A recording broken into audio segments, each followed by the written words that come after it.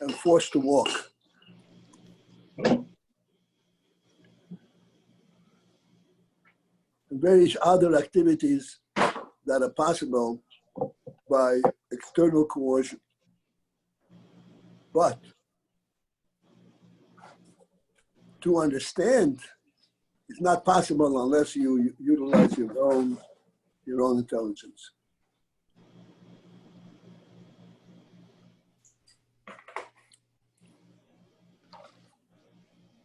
That's why with Tzaddik Bebenusa was the fight on Yichya or Yechaya. That's right.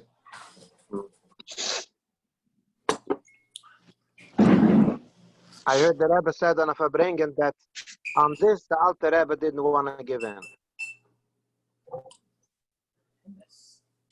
The Alter Rebbe wanted that Hasidim should work on their own.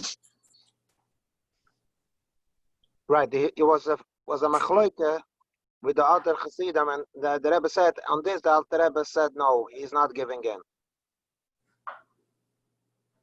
Has to come everyone to work on his own. Yeah, well, I don't think Machlekes with the Chassidim, it was with the other Rabbeim. Rabbeim, yeah. Palina.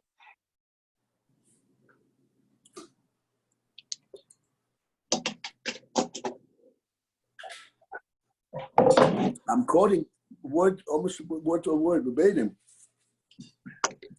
That what Rashab said, I think. I don't remember. I think it was Rashab. Not designed from Polish Chosid, but then a Reises Chosid.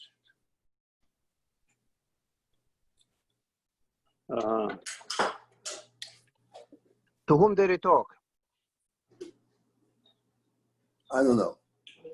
Were there any other Reises Chosidim other than Chabad?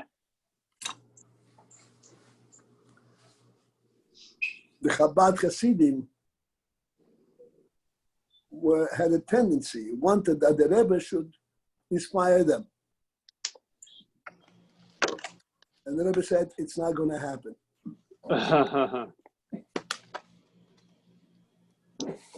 But on the other hand, Chabad is very extreme in its cautious to a tzaddik, even more than the others. It's interesting, no? Yes. On one hand, we say B'koich Atzmai, on the other hand, this cautious from a Chabad Chusa to his Rebbe is much higher than the other. Right. How does it go together? And you know what the answer to that is? That the Iskashus itself is B'koich Atzmai. Because there was a story, there was Chassidim, and everyone said the mice of their Rebbe, Moifes. And there's the Lubavitcher who said, he also said the Moifes, that the Rebbe told him to invest money on something, and he lost all the money. So they asked him, what's the Moifes? Said, the Moifes is that I stayed a chassid.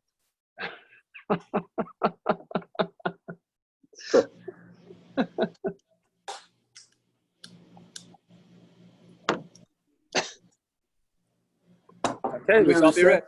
Do you understand this story? I'm sorry, let me answer. What did you say? Nothing. How do you understand this story?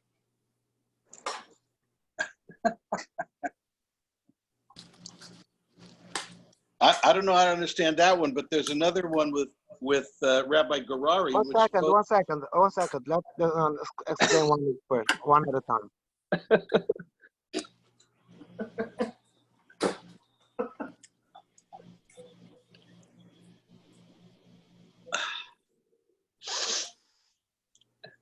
Do you want to have a class? Yeah, you have a class? Yeah, sure. This is the class. It's also the same people.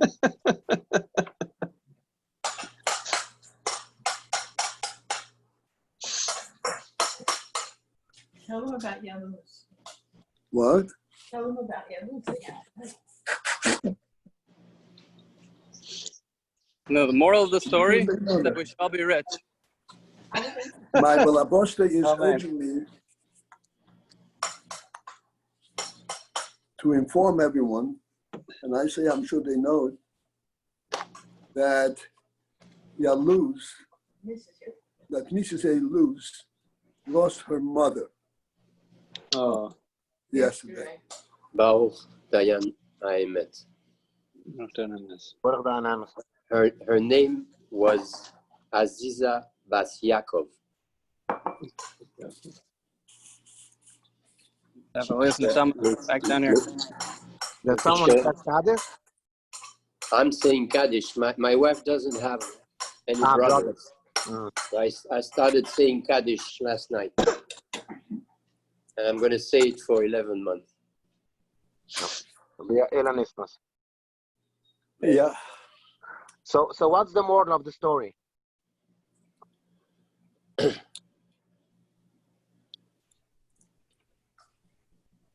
Our story, The story of that chassid who said he still stayed a chassid even he lost the money. right.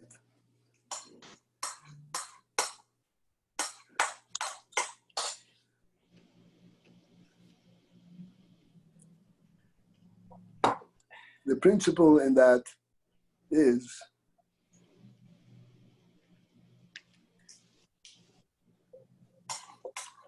that being a chassid is internalized. One mitzias with his being a human being.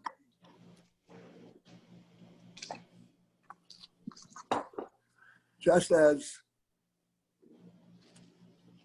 the person fails on a human level, scale, he will still remain a human being and pursue human activities.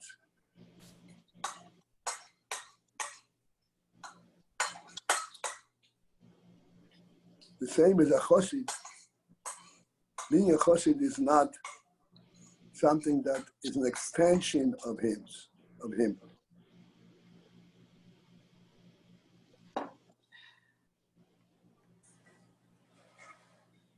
Being a chassid is something that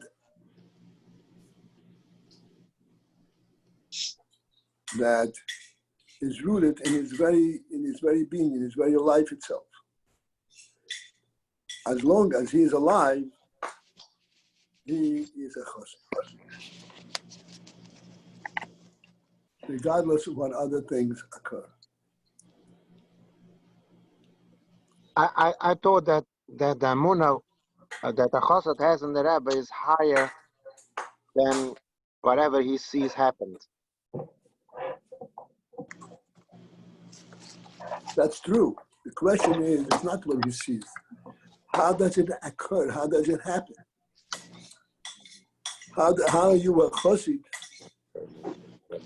when your Rebbe fails you? A chassid means that he's kashrus. What are you connected to?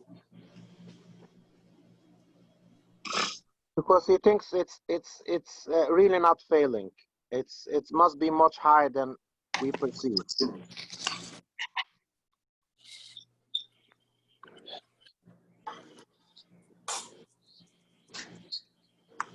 Okay?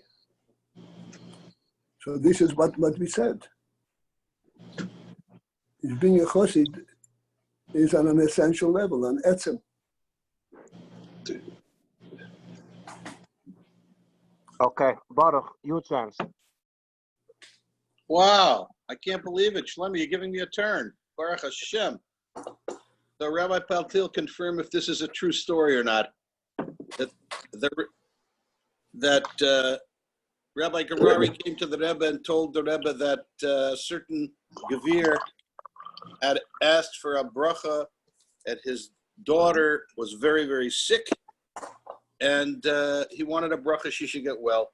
This was a Gevir who gave a lot of money but didn't do anything else in Yiddishkeit.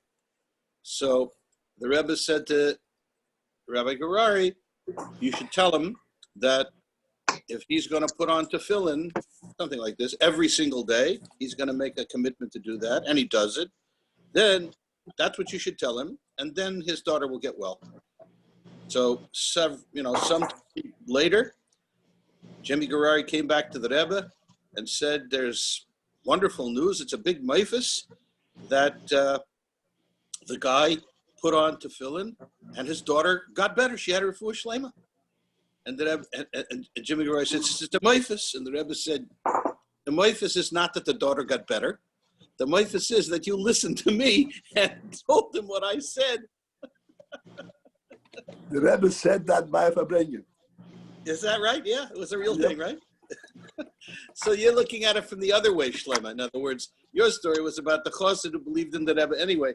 This story is about the Rebbe telling Jimmy Garari, "You know what? You got it wrong. The moifus that you thought, that wasn't the moifus. The moifus was you listened to me."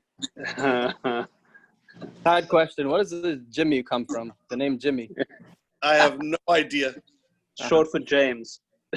Yeah, right. Yeah. I'll tell you where the word Jimmy comes from. Yeah. He was a principal at one time in the Babish Yeshiva on Bedford and Dean. Wow. And the boys there on Bedford and Dean, this was early years. There was half a day was learning Torah, and half a day was English. And the boys were very, very much on the secular level. Not that Yiddishkeit was definitely emphasized, but they were very, very secular. So they had all kinds of different nomenclature for various things in their experience, because everything was very novel. And one of the things was Jimmy Gurari. He was demanding of them that they should daven and put document for davening. I don't know exactly what it was, but he was quite demanding of them. Something quite different than what they're accustomed to and what they're thinking themselves. And therefore, his presence was a very palatable, very tangible presence. And they therefore refer to him with their regular reference method, as they would refer to in talks between themselves, among themselves. And this is where the name Jimmy comes from. When he would come, he was coming, let's say they were playing around and he was coming in from his home, coming to yeshiva. So they were saying, "Okay, Jimmy's here, game over." So was this a compliment or a chutzpahnik thing? Neither. This was just a feeling of common relationship. So it was a certain sense of compliment that they could relate to him. Likely. It was. The truth is that this started way before my time. I came at the tail end of that. I never called her Jimmy. I didn't have that chance. Me neither. On this story, I want to ask, because we're learning lately in the Rambam that we should not do mitzvahs, think that the mitzvahs is going to keep our physical status safe. We do mitzvahs because the Yichud Hashem and so forth. Like the Rambam said, you should not ride in Kamayas and the Mezuzah, because then you think that the Mezuzah is protecting your Gashmias. And we see from all the stories that the Rebbe was like saying someone has a problem, should be boydek the tefillin, the mezuzahs, and he had a Yeshua begif from this mitzvahs. How do we understand the Rambam in this light? Right. And this is what the Rebbe said. The ness is not the result of what you did. And such is that you followed the directions, you obeyed. So the principle right now, and the principle that you're referring to, is that when a Yid learns, when a Yid gets in his mind that he has to follow the direction of his Rebbe, or of his Rav for that matter, is of tremendous significance. And it goes very, very far in terms of having Rebbe AYIN.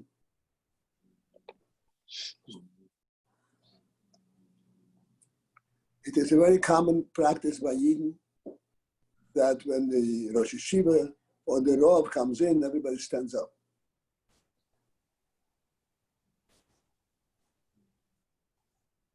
And the principle there is, of course, our Rebbe is a different category, but this is common even on a regular level. It says in Shulchan Aruch. Wife is adding that it's on Shulchan Aruch. It's true. It's on Shulchan Aruch. The reference to your own. But the Rebbe said that if he's going to put on tefillin, he's going to be healthy. So it did make the connection. Yes, the Rebbe himself, because he was. This is going back a little while, where tefillin and in Yiddishkeit was very, very on the loose, where to put on tefillin was not a common practice by Yid. And the Rebbe had set about to change that and to make a point that putting on tefillin is a primary principle in Yiddishkeit. This is why the Rebbe, at least this is the way I understood it, had put the union of tefillin and the effect of tefillin all the way out there in order to start open a new page in American Yiddishkeit. American Yiddishkeit, you have to know, came from the back door to the back door. Counterculture. What do we say about the Rebbe's father today? Yeah, I was going to ask, any special thought about Rabbi Levik? There's so much written right now about Rebbe Levik, everybody can fill in for that.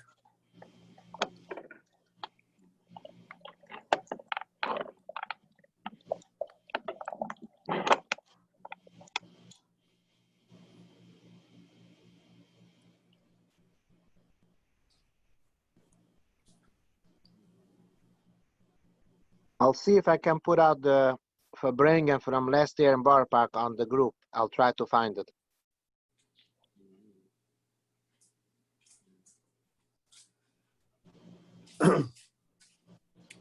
All right, are we going to learn today or are we going to be Verbringen today? We're doing both. Most of our learning is for bringing, Rabbi Paltiel.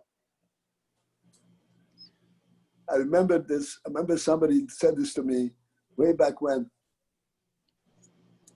He said, your learning is always Verbringen. And your Verbringen is always a learning. Oh, I hope so. I hope so.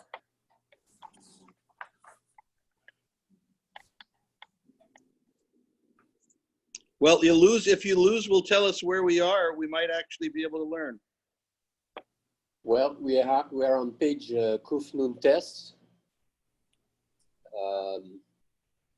3-4 lines from the top. You have a word? Yeah, I think that you'll have to start a little before that because they're very important, difficult passages there.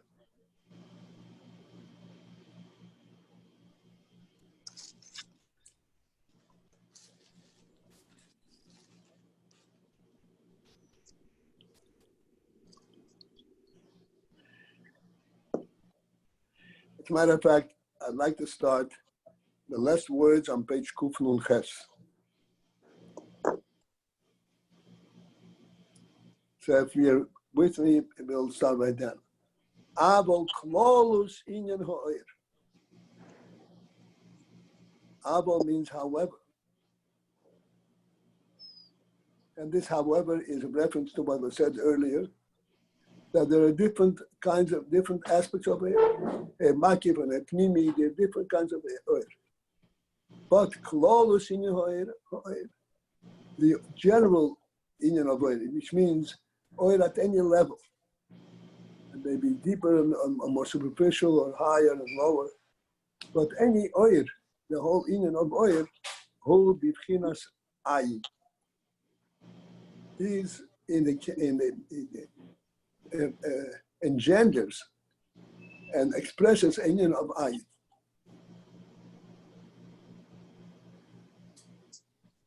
This we already learned yesterday, so to speak, and I left it open because I want to discuss this. What does it mean that klolus inyan ha'oir is b'chinas ayin? Especially when you use the word inyan. Inyan means the purpose, the function,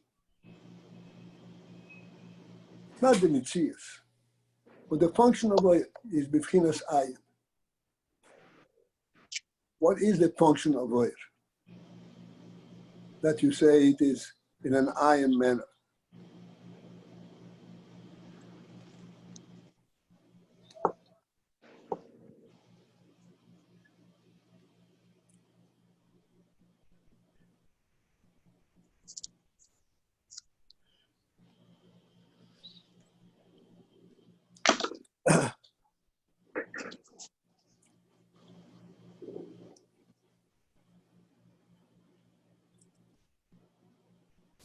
I'd like to use a motion for this because the motion is a very clear, something that we can very readily relate to.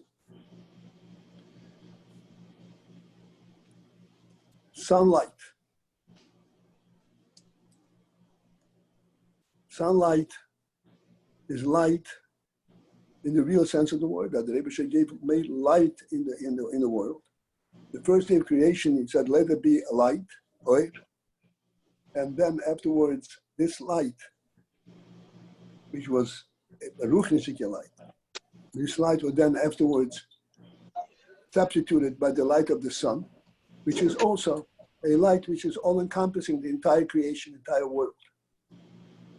It's not a light that shines from a certain vantage, from a certain direction. It's a light that encompasses, changes the entire panorama.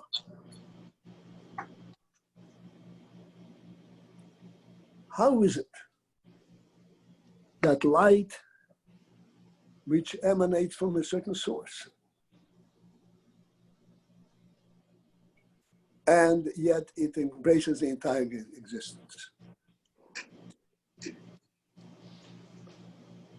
Yeah.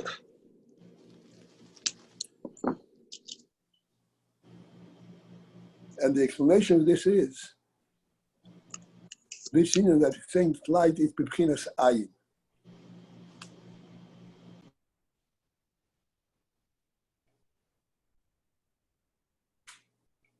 B'chinas ayin means it is completely self-effacing.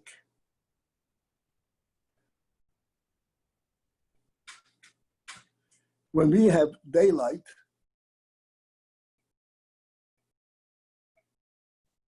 we are totally oblivious to the fact that this daylight is coming from someplace and it's illuminating darkness. It's not illuminating, it's eliminating that. We said many times, it's eliminating the darkness. It's replacing the darkness completely. There is not a clash between darkness and light.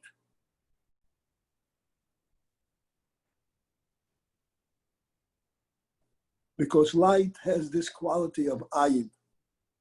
Ayin means you do not sense its functionality, how it happens, how it accomplishes its thing.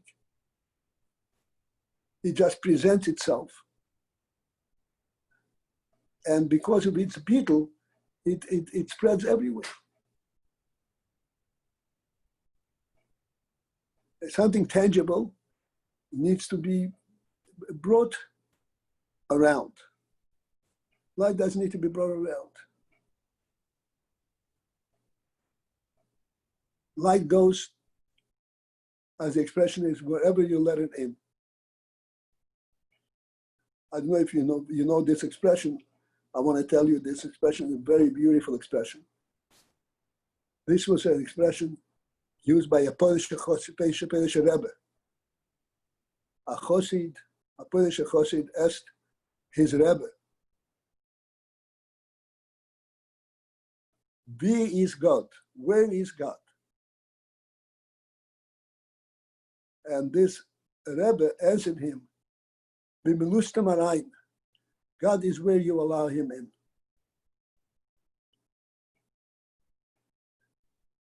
God is everywhere, provided that you allow him in.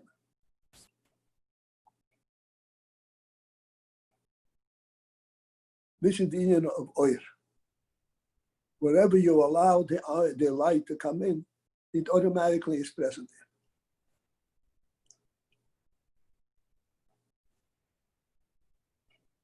Because the way light comes, the way light expresses itself, is b'chinas ayin. There is not a tangible presence. Whatever there is, well, the truth is that's what the oil is.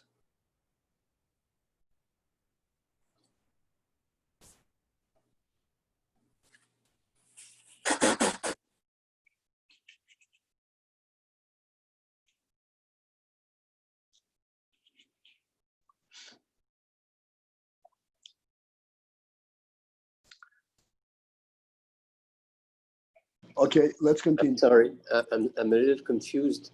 There is an expression that we use a lot, which is yesh me'ayin, which we translate by something from nothing. In our phrase here, what would be the translation of ayin, if there is one possible? If what? If it's possible. What? To translate the word ayin in this pasuk we're learning.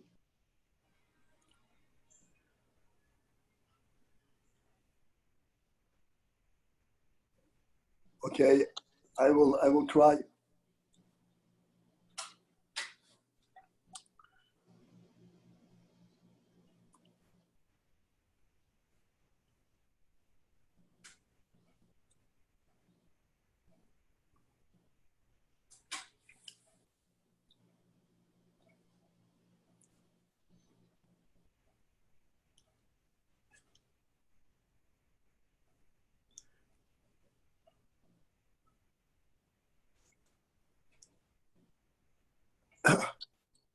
We go straight to the source.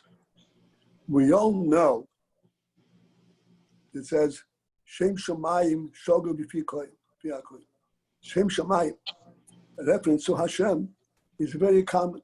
Every human being, especially a Yid, has an easy means, as an easy approach, a challenge to mention Hashem. It's not a challenge. It's a very, he can easily relate to it.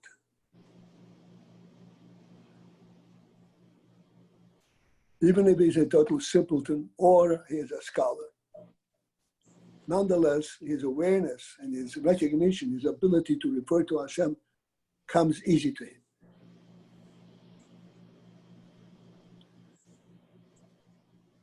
So one may ask, you're in the world and you're functioning in the world.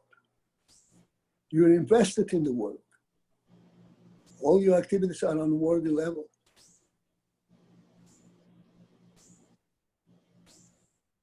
How is it that Hashem's presence becomes so easy to you?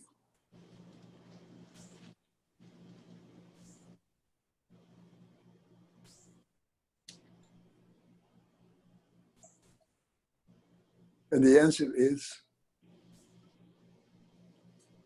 that yes, the whole world is right in front of you. And it's very tangible. And you are invested in it and you're working in it and so forth.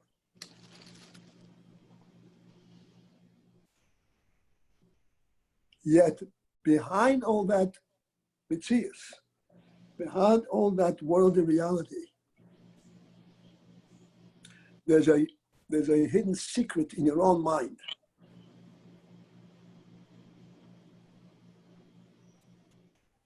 In your own mind, there's a secret. And the secret is that all that you're observing is really a divine miracle.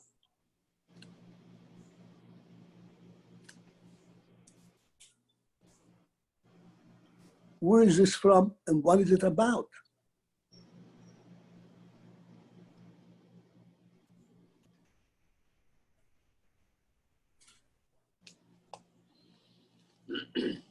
Is this a plain accident? What is it about? No one will turn around and say, hey, it's an accident. The world, such a richly developed reality, so organized, so perfect.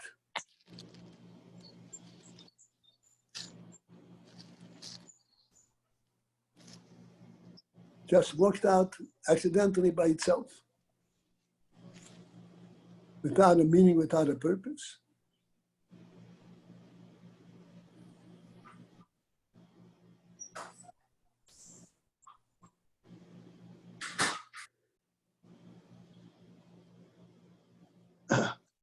This is, whether we think about it or we don't, this is a very common awareness, even if you don't think about it.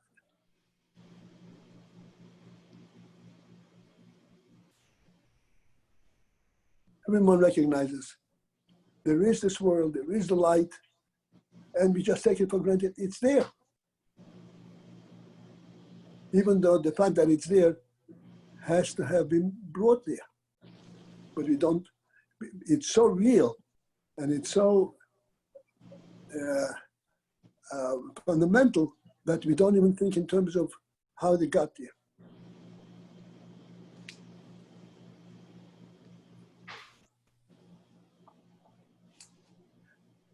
Just like a child who gets fed by his mother,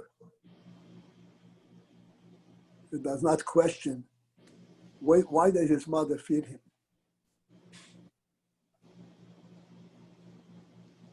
Or where does the mother get the food?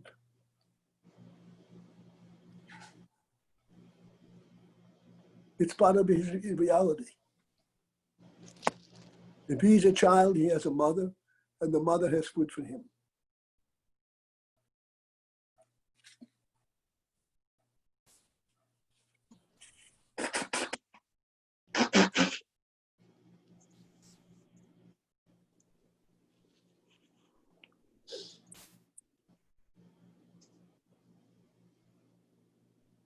This is the Yesh Me Ayin concept.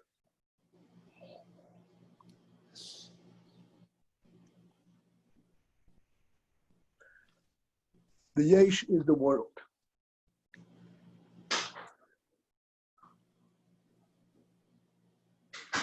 With all its ramifications and all that. What substantiates, what justifies the world being there? We don't even ask a question.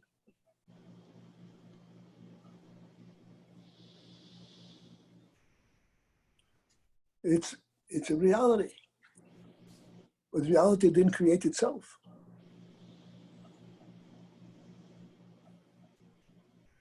The AYIN, the state of not being, want that there should be a world. This is the Pshat Yesh Me Ayin.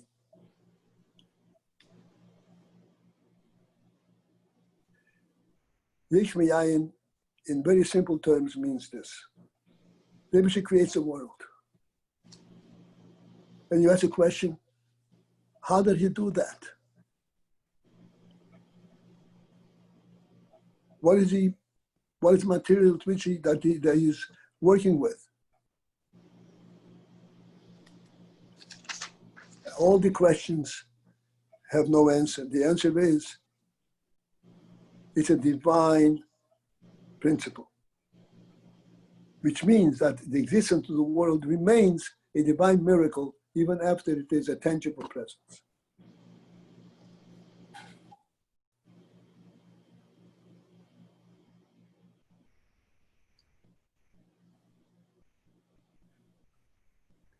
And then when we think of this and we reflect on the fact that the sun rises every day in its appointed time and sets in its appointed time, and the moon likewise, and the stars are likewise, and the various seasons and everything follows in a certain order, in exact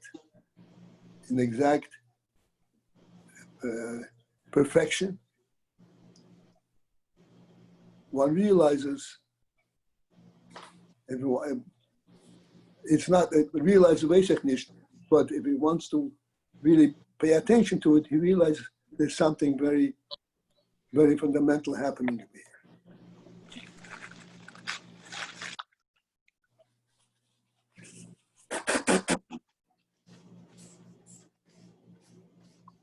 Okay. This is Yesh Me'ayin. Thank you.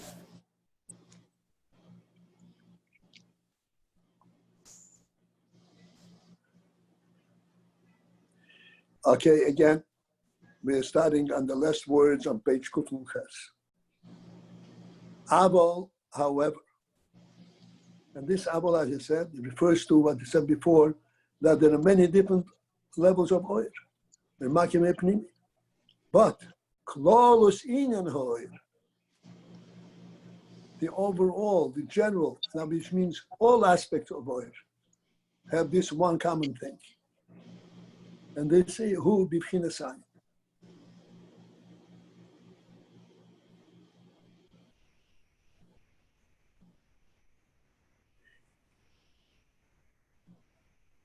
As I said, that this is not the first time we're learning it. And therefore, it behooves us to try to focus in on some nuanced expressions. For those of us who are sensitive to the words, you would think that Klolus Mitzius Hoer would be more appropriate.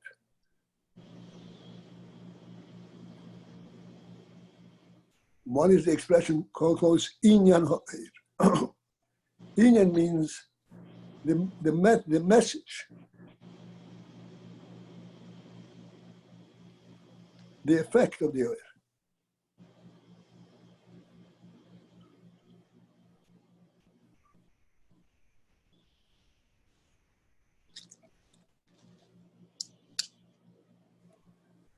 Between Inyan Hoer.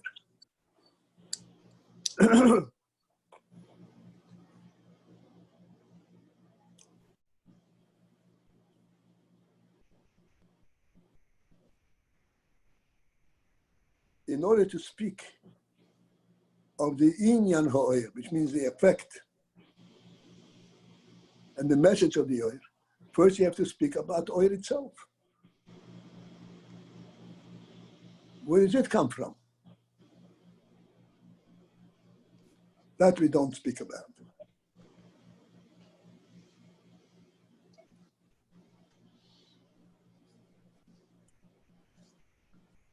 In other words, we go straight to the Inyan Ho'er, to the effect of the oil. We're not talking in terms of the presence of the oil itself.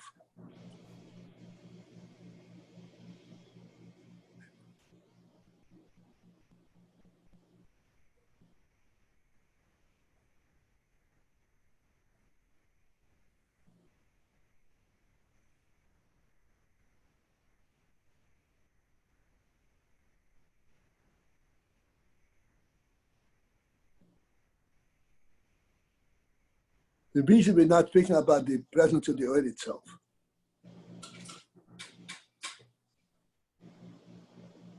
is that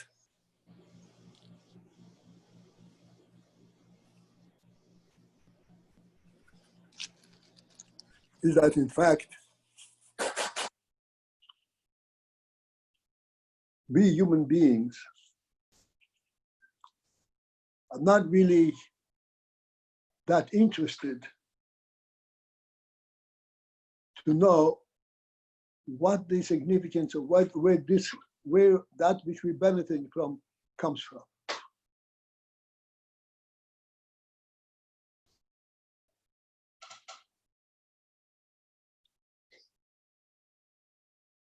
We start our curiosity from the point of its effect, not from the point of its source.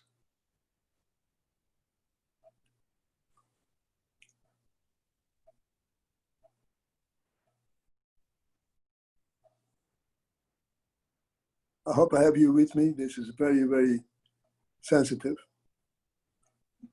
This is going back to what we said just a moment before.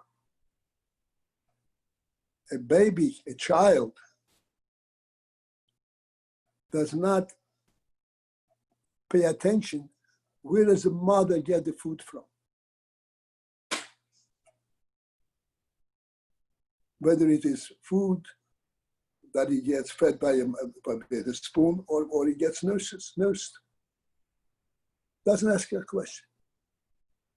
He becomes aware of the food once it's in his mouth. Up until that time, it's not his concern whatsoever.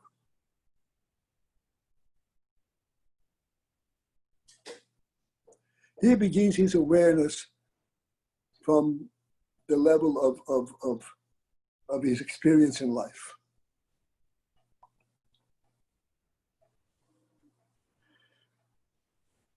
This is a true and accurate muscle for how we live and perceive our own existence. We perceive many, many things. All the things that we perceive it after the fact, once it reaches us and how it affects us. Where that comes from is something which we have no access to. We're not interested almost. This is not the level of our thought.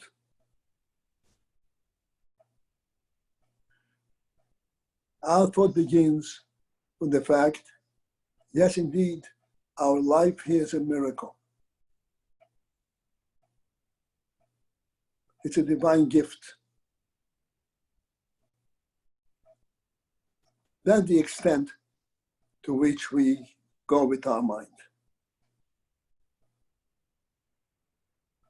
What is God and how does God have this ability does not create a curiosity by us.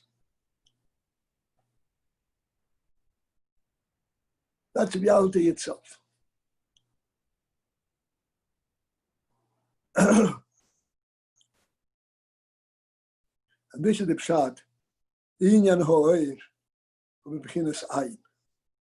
The inyan, the message that we read from the oir is AYIN. It is just the reality itself. It's just there.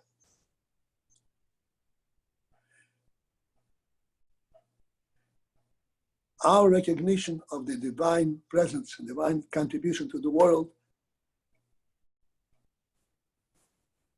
is in fact taken for granted.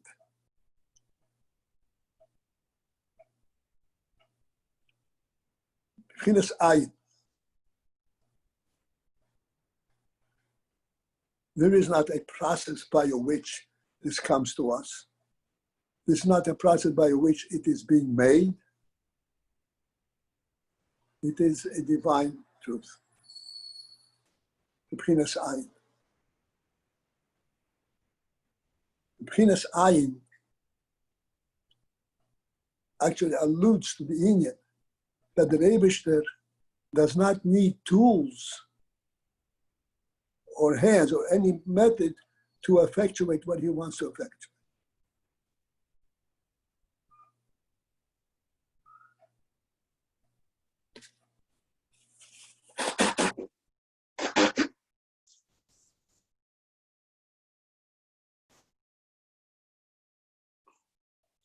His effect is b'chinas ayin.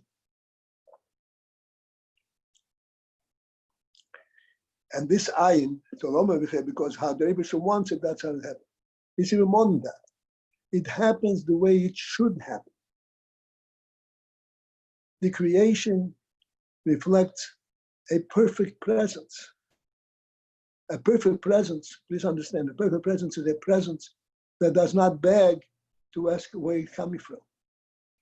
Because it's so real, it's just self-justifying. This is the creation of the world. This is the Mebeson's creation. It is completely self-justifying.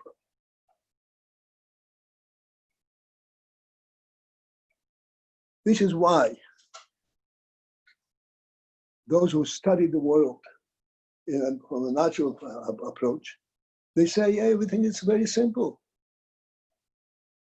The rotation of the sun is a natural thing due to gravity and so forth, and the different seasons. Everything is, so to speak, naturally explainable. This is all within the context of the world itself, because the world is a Mebeson's a divine creation. The divine creation is something which is real from its in and of itself. It does not stand there, it does not tend to dissolve any moment.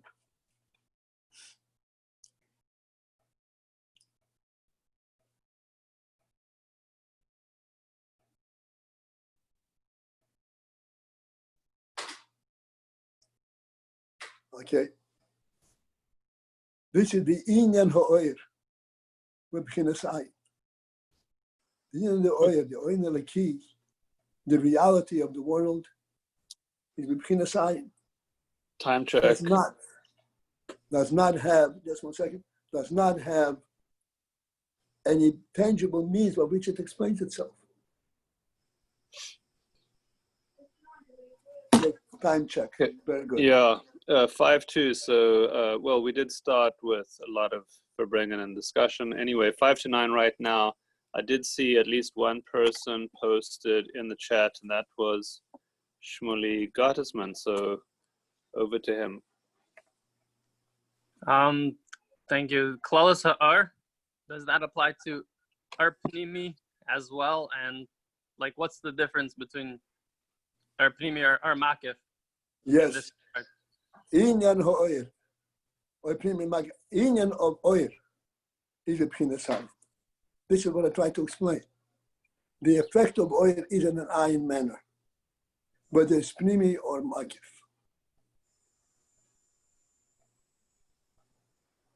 So they're both like, they both have the same exact quality in this regard. In that respect, yes. And I want to explain to you, since you asked a question, very quickly. Yeah. You understand a seichel, which is a pnimi.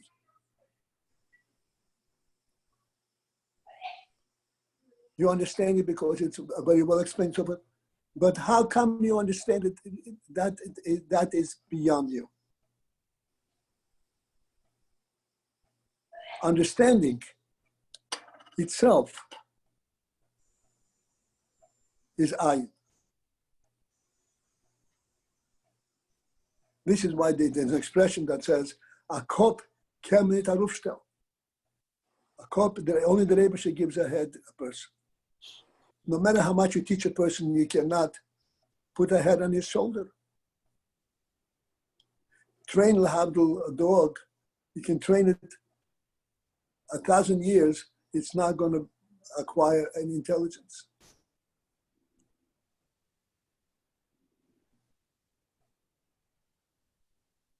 Because intelligence is b'chinas ayin, is a divine gift.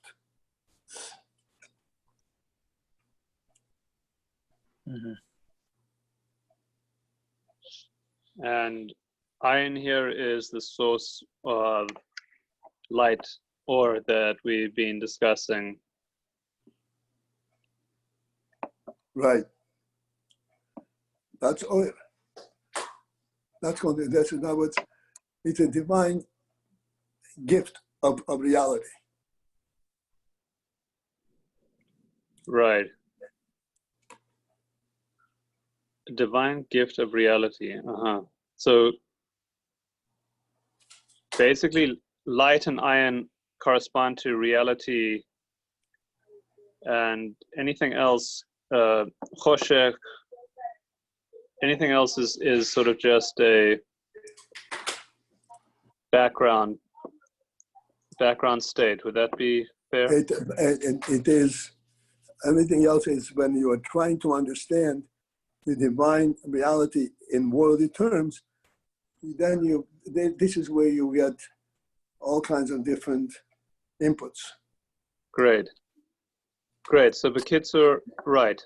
So anything not light, any other force or factor, malevolence, darkness, poverty, illness, these are all worldly phenomena that have no real metzius. They have no real ayin, and therefore they have no real longevity. Would that be fair? That's right.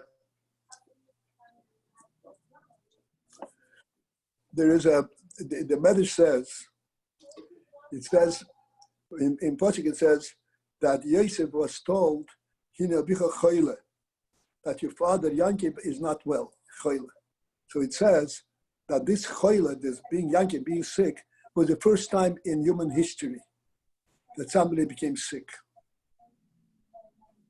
Mother says, what's about? Yankib prayed to Meibesh that he should provide the union of choyle, of not well, of unwellness, so that the children should be able to come to their father when he's needed. So there should be some kind of a graduality of the passing of a person instead of a sudden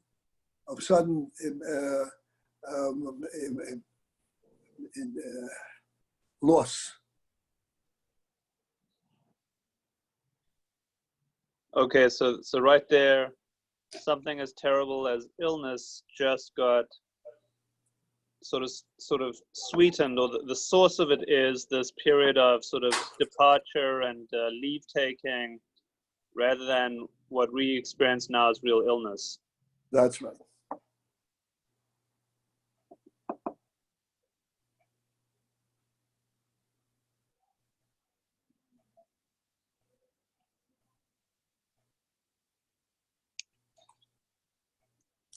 I would just want to make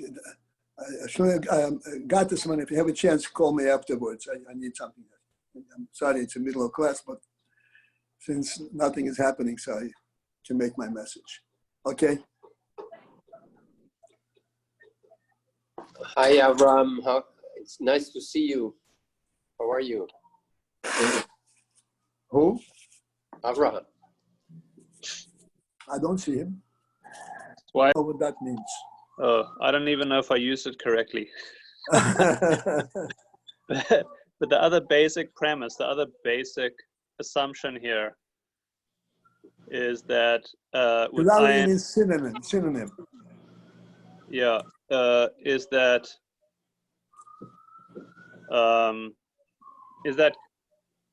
God is always like the mother providing, and anytime he hides his face, it's for a greater cause. There's no malevolence from above. Less smaller bahaya kadisha, basically. I missed something. Please repeat. Somebody needs to mute their phone. There's a big siren going by. There's also outside noise. Oh, sorry. Fine.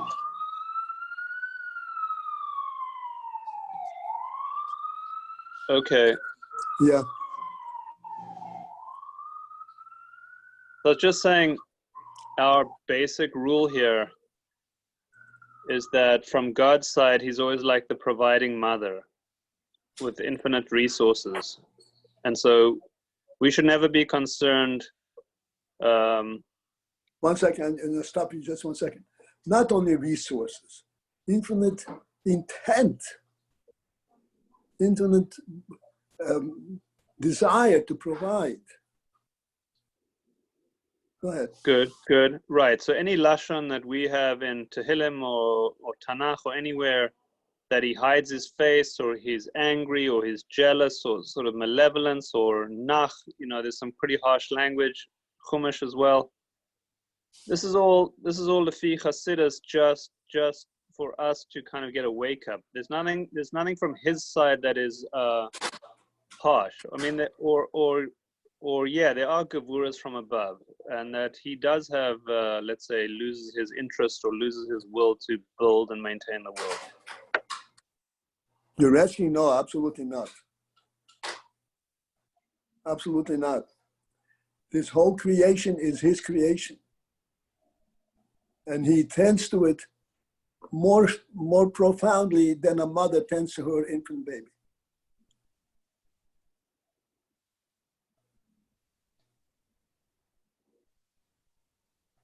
And if there is an appearance of negativity, it is in order that the recipient should be able to receive his gift in a more profound and more personal manner.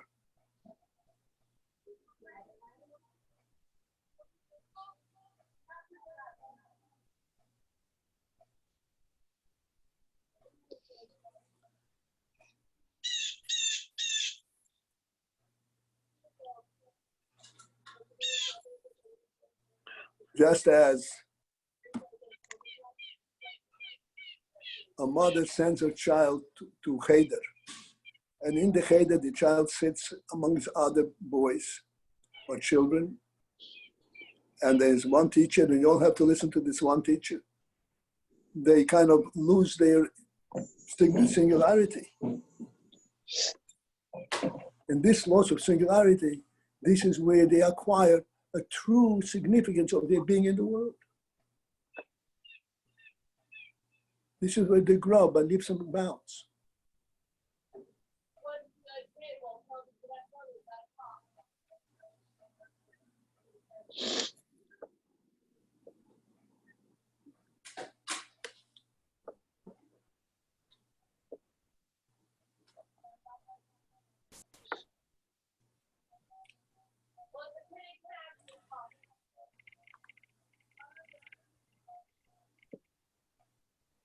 All right.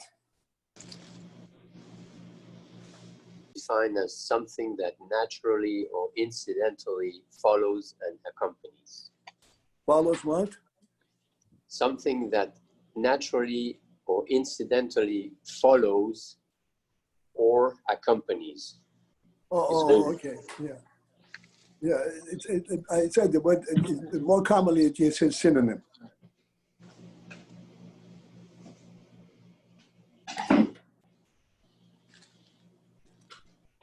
Relationship with the Rebbe, the beetle from the Chosed to the Rebbe is also B'koyach Atzmai. But why does he need it? What does he need? Oh.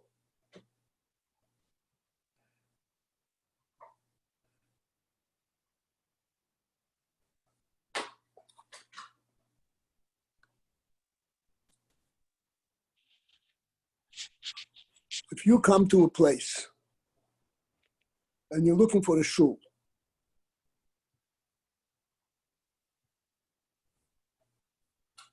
you'll go b'koyach atzmai, you'll have your own feet. Are you going to ask where's the shul, or are you just going to walk around until you find the shul?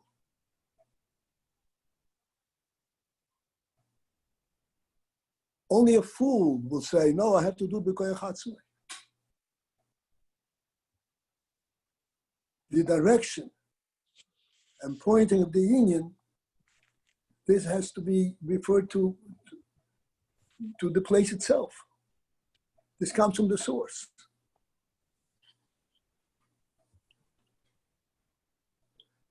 Is it only the direction, or it's even more than that?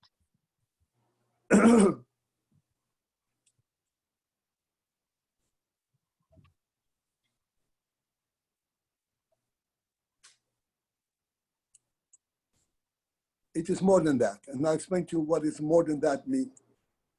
The choice is entirely yours. But you don't even know that there are choices. that there are many things to choose from. And to point out the difference between one thing and another thing. All that has to be presented.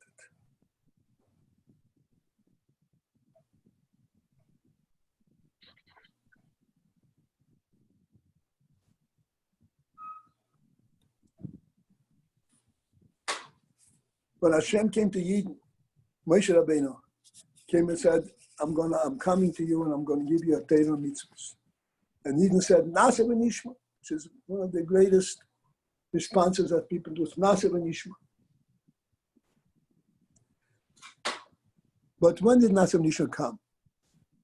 Nase v'nishma came after Moshe said, I'm going to give you a Torah. Eden did not come to Moshe Rabbeinu and give us a Torah. Didn't even know to ask for one.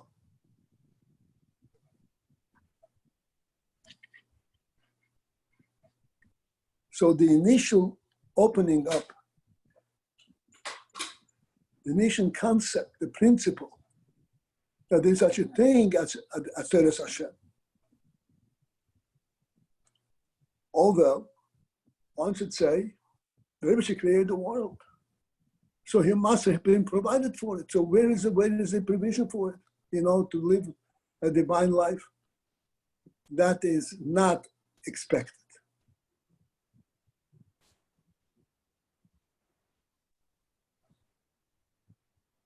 To figure out on his own, because he's a creation, therefore the Creator must have provided for his development. It has to be an arousal from above.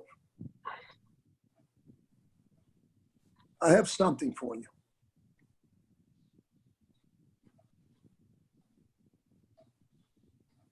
Then, if you have something for me, then I can say, okay, give it to me.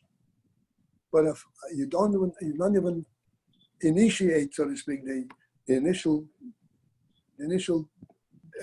reality, then it's not going to happen.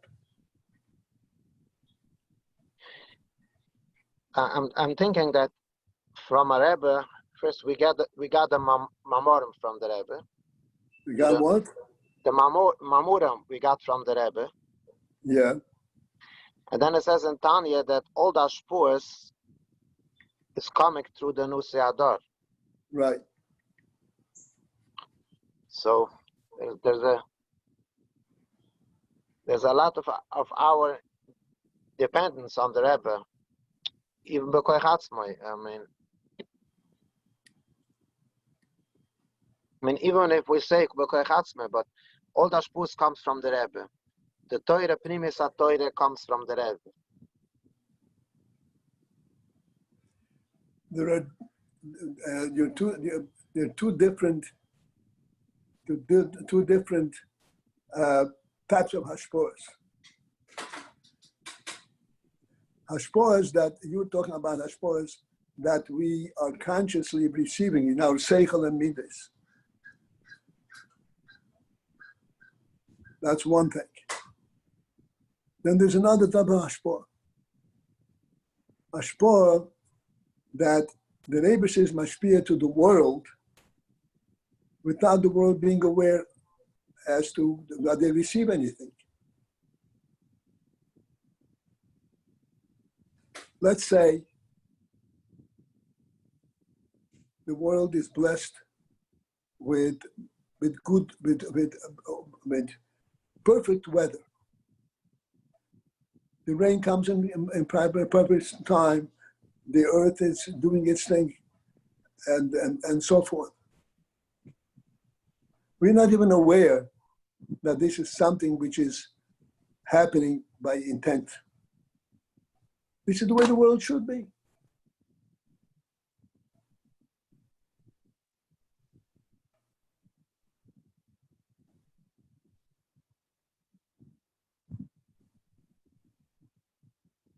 In order that we should become aware that that the world is the way it should be, is also a divine gift, blessing. For that, we need a special We need a special revelation.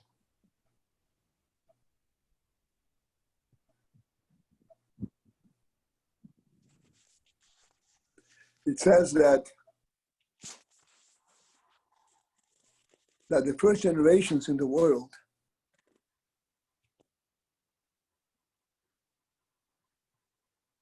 they were nizoinim b'chazdei shel HaKadosh Baruch Hu.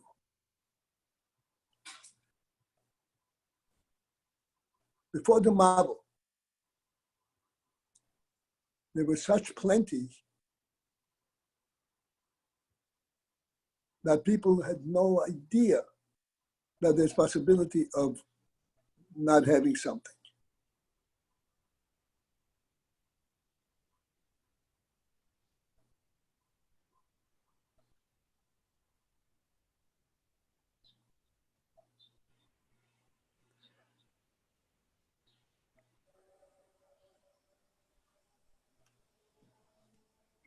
In order that there should be cognizance, awareness, that all the plenty and all the blessing of the world is not a worldly thing, but it's something which is being provided for from a divine source. There has to be a means by which people become aware of it. Because if it is just there, people will never wake up and say, oh, this must be a divine gift.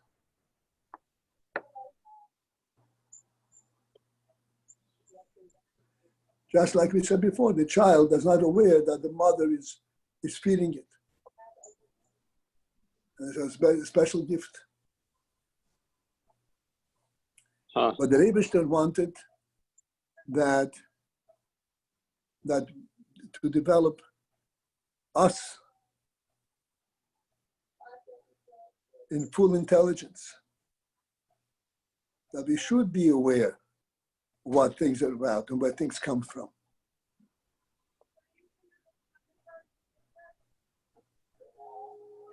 And in order to wake us up, make us aware that things are not just naturally there, but they're divine gifts, things had to happen a certain way.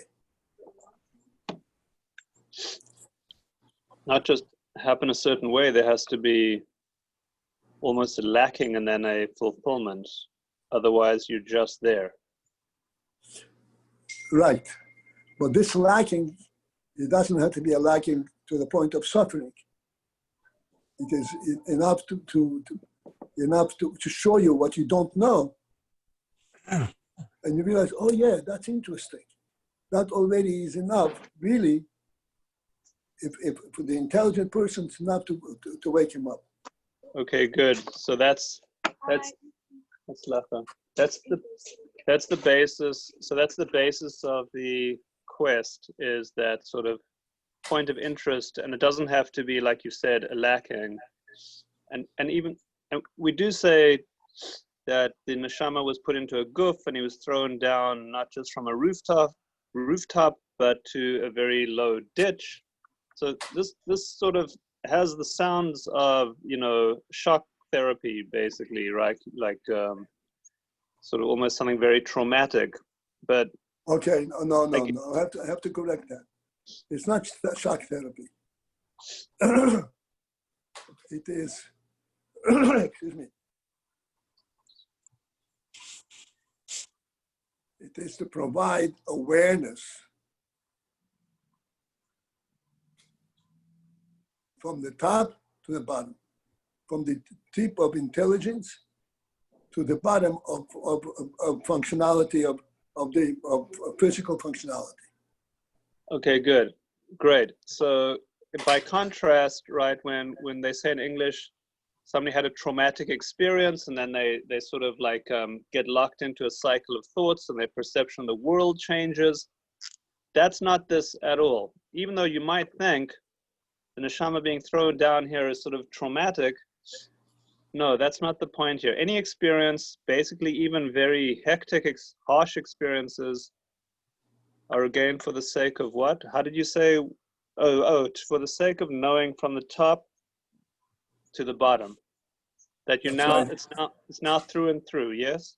To become aware that everything that there is a gift. It is not.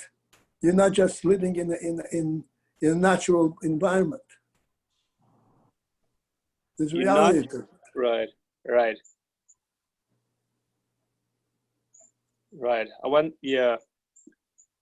I once heard a survivor from the war went and spoke to the Rebbe. Now what? A survivor from Oh yeah. the killing during the war, Second World War, Germany. He went to speak to the Rebbe, and they both cried together. And then afterwards, the Rebbe spoke with him, and this man had a sense of his experience and his horror that he'd seen being moved and placed back into. He describes it as a line, the line of Jewish history, or the line of the purpose, the overall purpose. So this seems like a small example of how we meant to see every experience as a presentation under his hashgacha, as you said earlier, under a divine care that is beyond even the mother's provision. Yeah.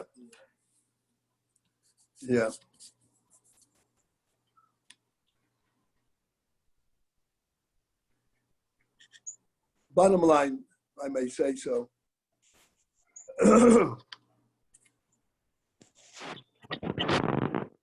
hashgacha pratis, with Hashem's careful supervision, we are being tested to the point that we should become aware of every last quality possible for us to become aware of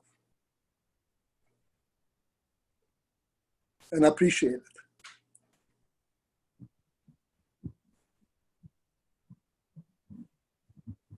It's called, we should not have what's called nahamot dikisufa. Nahamot dikisufa means embarrassing bread. When somebody is being fed, spoon-fed, and he's totally non-participant in his own upkeep, it's embarrassing bread.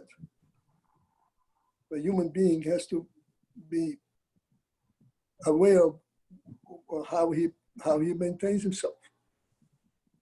Are you still there? We're here. We hear you. We see you.